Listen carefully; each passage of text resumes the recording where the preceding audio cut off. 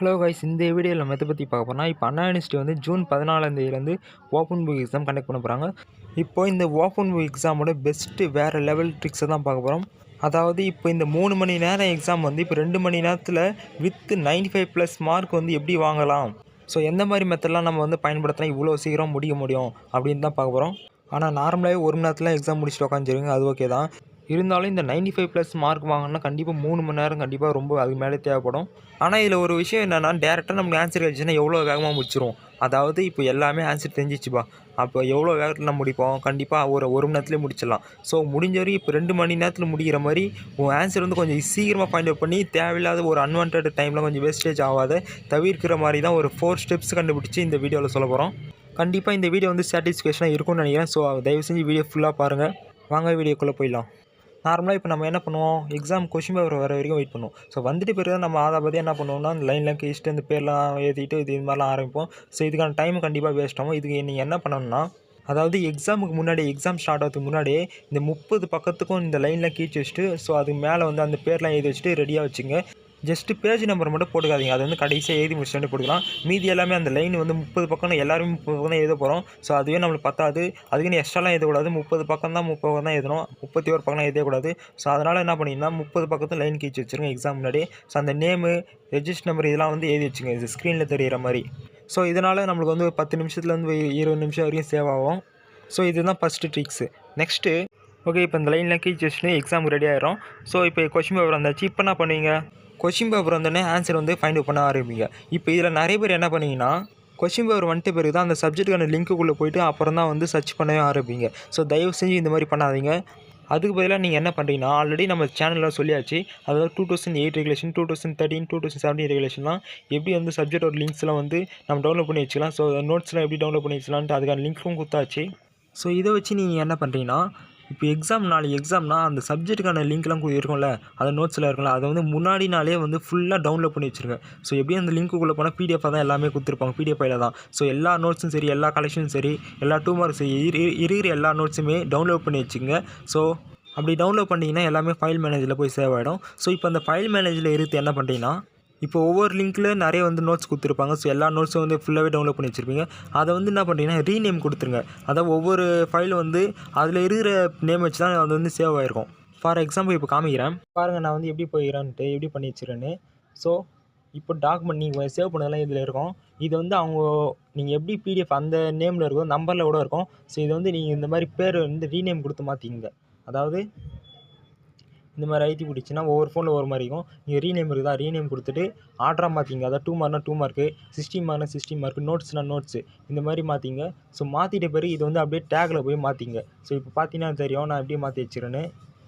இப்போ டேக் ஆகிட்டுனா டேரெக்டாக நான் MT2 சப்ஜெக்ட்டுன்னு தனியாக சேவ் பண்ணி வச்சுருப்பேன். ஒவ்வொரு சப்ஜெக்ட் மாதிரி சேவ் பண்ணி வச்சுங்க.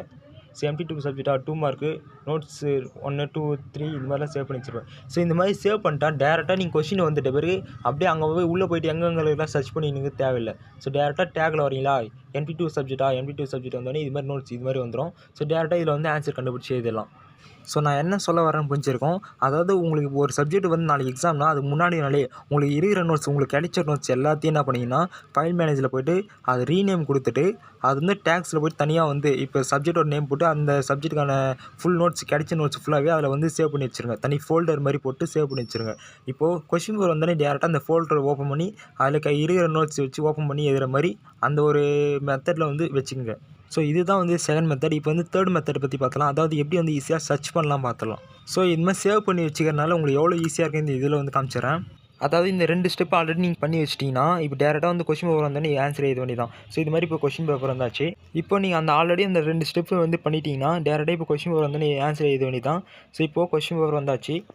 இப்போ என்ன பண்ணீங்க, 2 மார்க் வந்து எழுத ஆரம்பிப்பீங்க. 2 மார்க் வந்து எப்படி எழுதணும்னா, தியரி சப்ஜெக்ட் பொறுத்த வரைக்கும் 2 மார்க் பொறுத்த வரைக்கும் கூகுளில் சர்ச் பண்ணி எழுதலாம். ஈஸியாகவே 10 கொஷினுக்குமே 10மே பக்காவாக ஆன்சர் வந்துடும். அது எப்படி சர்ச் பண்ணணும்னு சொல்லியிருப்பேன், இருந்தாலும் இப்போ சொல்லிடுறேன். கூகுளில் போய்ட்டு அந்த கொஷினோட டாபிக், அதாவது இப்போ டிஃபைன் டூல் வியரா, வெறும் டூல் வியர் போட்டு பக்கத்தில் எந்த கொஷின் ஆகட்டும் பக்கத்துலேருந்து ஸ்லைட் ஷேர்னு ஒரு வார்த்தை வந்து ஆட் பண்ணிங்க. அப்படி ஆட் பண்ணி சர்ச் கொடுத்தாலே ஆல் இமேஜ்னு நிறைய இருக்கும். ஸோ இமேஜ் கொடுத்துட்டு ஸோ அதில் ஆன்சர் வந்து டேரெக்டாகவே வந்துடும். ஸோ அதை பார்த்து உங்களுக்கே தெரிஞ்சிடும் எப்படி ஆன்சர் எழுதணும்னு. அதை பார்த்து ஆன்சர் எழுதுங்க. ஸோ அப்படி இல்லைனாலும் இப்போ நம்மளுக்கு கிடைச்சிற நோட்ஸ் வந்து எப்படி சர்ச் பண்ணணும்னா, ஃபார் எக்ஸாம்பிள் இப்போ 5th கொஷின் எடுத்துக்கலாம். வாட் இஸ் ப்ரோச்சிங் ஆப்ரேஷன் கேட்குறாங்க. இதை வந்து அங்கே போய் எப்படி சர்ச் பண்ணணும்னா, டேரெக்டாக நீங்கள் ஃபைல் மேனேஜர் போங்க. ஸோ ஆல்ரெடி இந்த 2 ஸ்டெப் பண்ணி வச்சுருப்பேன். அப்போது டேக் வந்து எப்படி சேவ் பண்ணி வச்சுருப்பீங்க. டேரெக்டாக எம்டி2 சப்ஜெக்ட் போய்ட்டு 2 மார்க்ஸில் போய்டுங்க. ஸோ 2 மார்க்கில் போய்ட்டு இதில் வந்து இங்கே தேடின்னு இருக்க அவசியம் இல்லை. சப்போஸ் அதில் என்ன படித்தோம், வாட் இஸ் ப்ரோச்சிங் ஆப்ரேஷன். இதில் வந்து அந்த ப்ரோச்சிங் ஆப்ரேஷன் எங்கே இருக்குது, இதெல்லாம் அதெல்லாம் தேடின்னு அவசியம் இல்லை. டேரெக்டாக மேலே வந்து சர்ச்சின்னு ஃபைண்டுன்னு ஒரு இது இருக்கும். ஸோ அதை கொடுத்துட்டு அப்படியே அந்த டாபிக் மட்டும் போடுங்க, வேறு எதுவும் தேவையில்லை. ப்ரோச்சிங் ஆப்ரேஷன் அப்படி கொடுத்துட்டு சர்ச் கொடுங்க. சர்ச் கொடுத்தனே இந்த மாதிரி வந்துடும். ஸோ இதில் பார்த்தீங்கன்னா நேம் சம் ப்ரோச்சிங் ஆப்ரேஷன் கொடுத்துருக்காங்க. பட் நம்மளுக்கு தேவையானது வாட் இஸ் ப்ரோச்சிங் ஆப்ரேஷன் தான். ஸோ இந்த மாதிரி நேம் சம் இருந்தாலே பக்கத்தில் தான் எங்கன்னா இருக்கணும். அதாவது வேறு கொஸ்டின் அப்படியே பக்கத்தில் இருக்குது பாருங்கள். So how broaches are classified, types of broaching, limitation of broaching, advantage of broaching, application கொடுத்துருவாங்க. ஸோ இங்கே ஃபஸ்ட்டு பார்த்தா தெரியும் வாட் இஸ் ப்ரோச்சிங். ஸோ இப்போ பார்த்தாலே தெரிஞ்சிடும். ஸோ இது மாதிரி ஈஸியாக வந்து கண்டுபிடிச்சலாம். நம்ம வந்து ஒவ்வொரு கொஷினாக வந்து கண்ணில் தான் பார்த்துன்னு அவசியம் இல்லை. டேரெக்டாக ஃபைண்டுன்னு கொடுத்துட்டு அந்த கொஷினோட டாபிக் கொடுத்துட்டு ஃபைண்ட் பண்ணாலே சர்ச் கொடுத்தாலே போதும், டேரெக்டாக வந்துட போகுது. ஸோ 2 மார்க் பொறுத்த வரைக்கும் இவ்வளோ தான். நீங்கள் முடிஞ்ச வரைக்கும் கூகுளில் சர்ச் பண்ணுறங்க. முடியாத பட்சத்தில் இதில் வந்து சர்ச்னு கொடுத்துட்டு ஈஸியாக வந்து ஃபைண்ட் பண்ணுறங்க. நெக்ஸ்ட்டு இப்போது part B part C question வந்து எப்படி சர்ச் பண்ண சொல்லிடுறேன். அதே ஃபார்மேட்லாம் ஒன்றும் இல்லை. இப்போ 14A பார்த்தலாம். Discuss in details any 2 types of surface grinding process with neat sketch. இதை வந்து அப்படியே நீங்கள் என்ன பண்ணணும்னா இது மாதிரி ஃபைல் மேனேஜர் போங்க. ஸோ அதே மாதிரி டேக்ஸில் போய் எங்கே போய் சேவ் பண்ணிக்கிறீங்களோ அது உள்ளே போய்ட்டு இதில் பார்த்தீங்கன்னா நோட்ஸ் நிறைய இருக்கும். இது வந்து ஃபஸ்ட்டு நீங்கள் எந்த மாதிரி நோட்ஸ் செலக்ட் பண்ணலாம் பார்த்தீங்கன்னா புக்கு மாதிரி இருக்கணும். அந்த நோட்ஸ் பார்த்தீங்கன்னா அந்த சிலபஸ்லாம் கொடுத்துட்டு புக்கு மாதிரி இருக்கணும். ஸோ அந்த மாதிரி நோட்ஸ் வந்து ஃபஸ்ட்டு செலக்ட் பண்ணிங்க. ஸோ இப்போ பார்த்தீங்கன்னா இதில் தெரியும். ஸோ இந்த சிலபஸ்லாம் இது கொடுத்துருவாங்க. கிட்டத்தட்ட இது புக்கு தான். ஸோ இந்த மாதிரி இது செலக்ட் பண்ணிட்டு ஒன்றும் இல்லை, சர்ஃபேஸ் என்ன பார்த்தோன்னா சர்ஃபேஸ் கிரைண்டிங் ப்ராசஸ் பார்த்தோமா. அது வீடியோ சர்ச் பண்ணுங்கள். ஸோ இது வந்து பார்த்தீங்கன்னா கிட்டத்தட்ட இந்த ஒரே இடத்துல மட்டும் தான் இருக்குது. ஸோ இப்போ அது என்ன பண்ணிட்டீங்கன்னா அப்படியே பேரை வந்து மாற்றுங்க. சர்ஃபேஸ் வெறும் சர்ஃபேஸ் கிரைண்டிங் மட்டும் கொடுங்க. ஸோ இப்போ பார்த்தீங்கன்னா உங்களுக்கே தெரியும் சர்ஃபேஸ் கிரைண்டிங் அந்த டாபிக் வந்துச்சு. இப்போ டைப்ஸ் ஆஃப் கிரைண்டிங் ப்ராசஸ் தெரிஞ்சாச்சு. இப்போ ஸ்ட்ரைட் வீல் கிரைண்டிங் இந்த இடத்துல தான் எங்கன்னா இருக்க போகுது. அதாவது சிலிண்டர் கிரைண்டிங் வந்தாச்சு. இப்போது next outside diameter grinding வருது.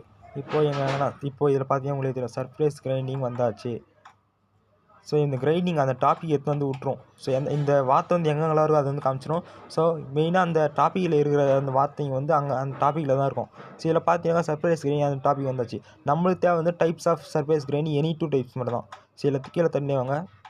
ஸோ இங்கே தெரிஞ்சாச்சு surface types of surface grinders வந்தாச்சு. இதில் வந்து கிட்டத்தட்ட 3 டைப் கொடுத்துருக்காங்க. நம்மளுக்கு தேவையான 2 டைப் மட்டும் கொடுத்துட்டு டயக்ராம் எதனா இருந்தால் டயக்ராம் வரைஞ்சிடுவேன். ஸோ இந்த மாதிரி தான் சர்ச் பண்ணோம். நம்ம வந்து சிலபஸ் பார்த்துன்னு எந்த பேஜ் நம்பர் இருக்குது எங்கே இருக்குது கண்டுபிடிக்கிறது பதிலாக மேலே இந்த ஃபைண்டுன்னு ஒரு ஆப்ஷன் இருக்கும். ஸோ அதை வந்து கொடுத்துட்டு ஸோ உங்களுக்கு தேவையான அந்த டாபிக் மட்டும் கொடுத்தாலே போதும். ஸோ சர்ச் பண்ணி ஈஸியாக வந்து ஆன்சர் கண்டுபிடிச்சி கொடுத்துரும்.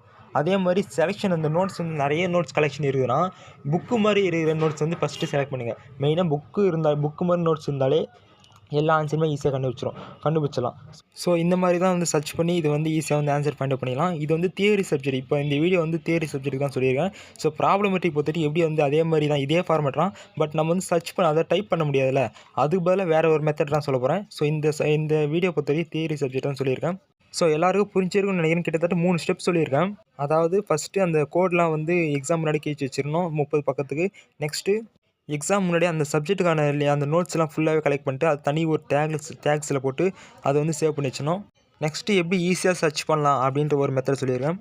இப்போ கடைசி மெத்தட் என்னென்னா, இப்போ எல்லாமே இந்த ஆன்சர்லாம் எழுதி முடிச்சோடனே பேஜ் நம்ம கரெக்டாக போட்டு முடிச்சோடனே நம்ம வந்து பிடிஎஃப் ஃபைலாக மாற்றணும். ஸோ அதை வந்து எப்படி வந்து ஈஸியாக மாற்றிடலாம், அதாவது 10 நிமிஷத்தில் வந்து எப்படி ஈஸியாக மாற்றிடலான்றதான் வந்து நெக்ஸ்ட் வீடியோவில் சொல்லிடுறேன். ஏன்னா கிட்டத்தட்ட இதுவே வந்து பார்த்தீங்கன்னா 10 நிமிஷத்துக்கு வந்தாச்சு. ஸோ இது மேலே போட்டால் நீங்கள் வந்து பார்க்க மாட்டீங்க. ஏன்னா இப்போ நம்ம எழுதி முடிச்ச இந்த சாஃப்ட் காப்பி பார்த்தீங்கன்னா இந்த ஸ்கேன் பண்ணி பிடிஎஃப் ஃபைலாக மாற்றிட்டு அதை வந்து காலேஜுக்கு வந்து அனுப்பணும். இதுதான் ரொம்ப இம்பார்ட்டன்ட். ஸோ இது வந்து கொஞ்சம் சீக்கிரமாக அனுப்பிச்சா தான் நம்மளுக்கு வந்து சேஃப்டி. இல்லைனா பார்த்தீங்கன்னா மால்படிஸ் ஆப்சன்டீஸாக போட்டுருவாங்க. ஸோ இந்த மெத்தட் வந்து தனியாக ஒரு வீடியோவே போட்டு கொடுத்துறேன். அதாவது சிம்பிளாக 10 நிமிஷத்தில் அப்படியே ஃபோட்டோ பிடிச்சிட்டு அப்படியே டேரெக்டாக பிடிஎஃப் ஃபைல் கன்வெர்ட்னு கொடுத்துட்டு ஸோ அதை அப்படியே சென்ட் பண்ண வேண்டியதான் வேலை. ஸோ அது வந்து எப்படி பண்ணணுன்ட்டு நெக்ஸ்ட் வீடியோவில் போட்டுருங்க. ஓகே ஃப்ரெண்ட்ஸ், கிட்டத்தட்ட இந்த இன்ஃபர்மேஷன் உங்களுக்கு யூஸ்ஃபுல்லாக இருந்திருக்கும்னு நினைக்கிறேன். அதேமாதிரி சாட்டிஸ்ஃபேக்ஷனாக இருந்திருக்கும்னு நினைக்கிறேன். ஸோ எனக்கு எப்படி தெரில. ஸோ எதுவாக இருந்தாலும் கமெண்ட் பண்ணுங்கள், நான் வந்து ரிப்ளை பண்ணுறேன். ஓகே ஃப்ரெண்ட்ஸ், நெக்ஸ்ட் வீடியோவில் பார்க்கலாம். பிடிச்சிருந்தால் லைக் பண்ணுங்கள். அதேமாதிரி சப்ஸ்கிரைப் பண்ணி வச்சுங்க. அப்போ தான் இன்னும் நிறைய தகவலாம் உங்களுக்கு வந்து சேரும். ஓகே ஃப்ரெண்ட்ஸ், நெக்ஸ்ட் வீடியோவில் பார்க்கலாம். பாய்.